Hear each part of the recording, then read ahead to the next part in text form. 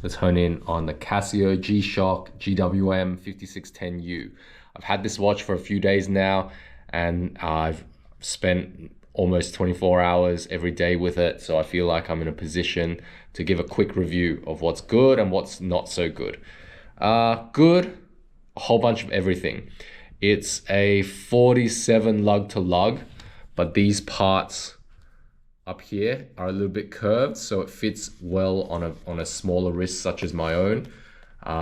It's very, very comfortable, very lightweight, tough solar technology, so it's kind of like a set and forget. You don't have to change batteries or worry about battery levels.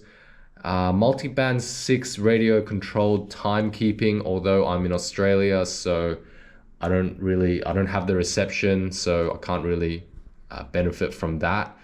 But yeah, it's got a stopwatch, 5 alarms, including a snooze, an hourly signal, a countdown timer, 5 world times that you can set yourself, which is very handy.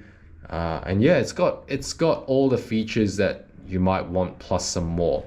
The thing I like about this particular watch, 5610U, with their 3495 module, is that you can change the date and the month format. So over in the States, obviously they have their month before the day, but here in Australia, we tend to use the day before the month. So as you can see, today's the 17th of September.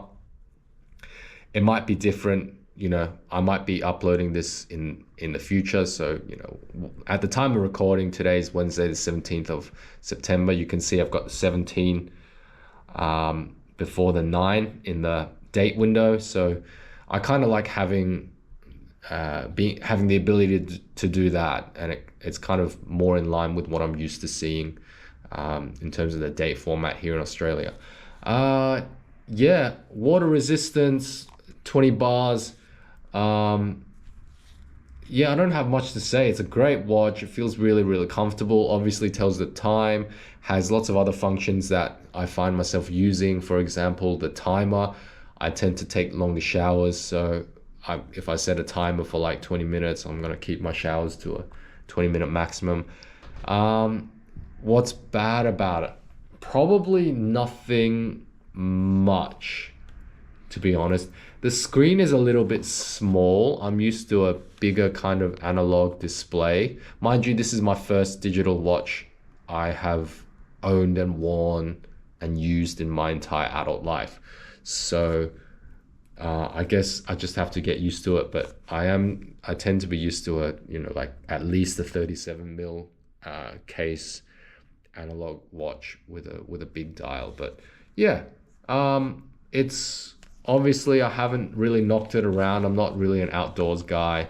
I just tend to be in the studio all the time, get it? But yeah, it's a pretty looking watch. I love the 3495 module that allows me to change the date format, as I said. Tough solar technology, so I don't have to worry about battery changes. The only bummer is that I can't benefit from the multi-band 6 radio controlled timekeeping. I wish they had a tower here in Australia to do that, but unfortunately they don't.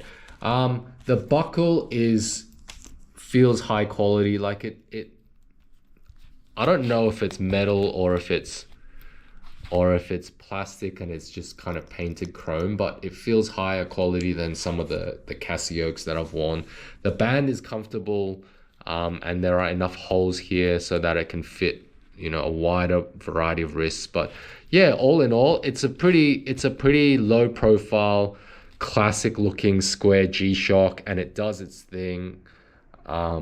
I believe I would be able to knock this around a bit, even though I haven't yet. But yeah, this is the Casio G-Shock GWM-5610U. My first digital watch as an adult, and it's like the second one in my collection. So second watch overall in my collection. So yeah, I'm very, very happy with it so far. Thanks for watching, guys. See you for the next one.